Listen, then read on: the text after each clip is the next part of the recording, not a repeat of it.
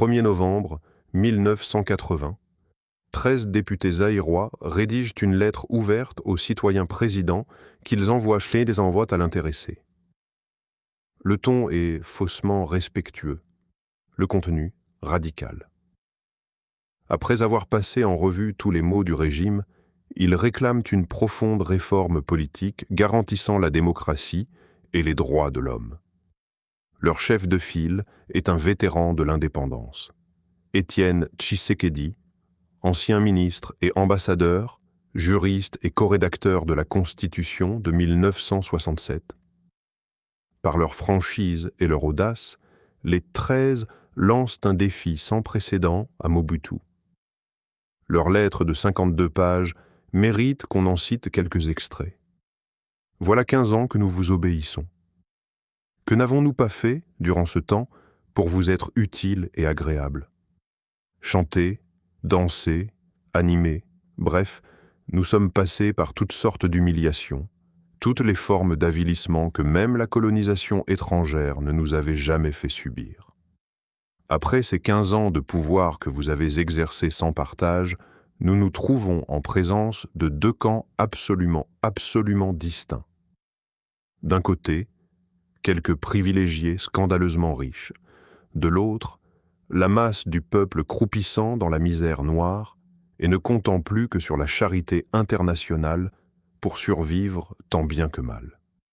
Et quand cette charité arrive au Zaïre, les mêmes riches s'arrangent pour la détourner au détriment des masses misérables.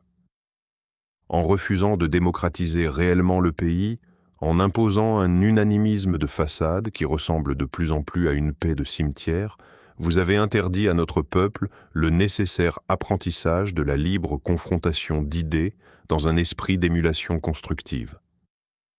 Citoyen, président fondateur, cette analyse froide démontre qu'un problème grave se pose à notre société. Vous avez souvent dit qu'un vrai chef reconnaît ses erreurs. Vous l'avez souvent fait. Mais le drame, c'est que vous n'en tirez pas toujours toutes les conclusions.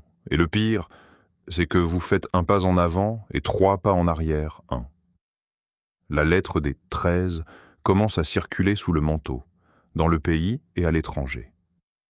Avant même qu'elle ne soit publiée, ses signataires sont arrêtés, le 31 décembre. 5 d'entre eux vont même se constituer prisonniers à la résidence de Mobutu. La radio qualifie les 13 de conspirateurs de la Saint-Sylvestre. Traduits devant la commission de discipline du parti, 7 des accusés assument pleinement la teneur de la lettre, les 6 autres, déjà soumis à des intimidations, sont moins fermes. Tshisekedi déclare « J'ai agi en militant et non en courtisan.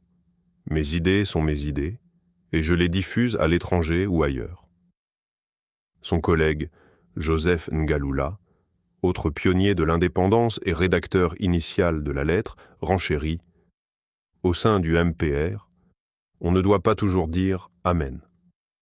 Les rebelles sont déchus de leur mandat et interdits de politique pour 5 ans.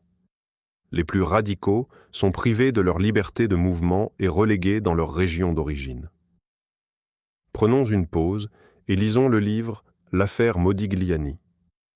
Le nu du milliardaire à télécharger sur Apple Books.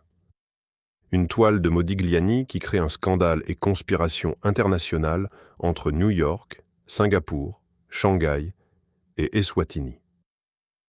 Apple Books, Eric Millelikin.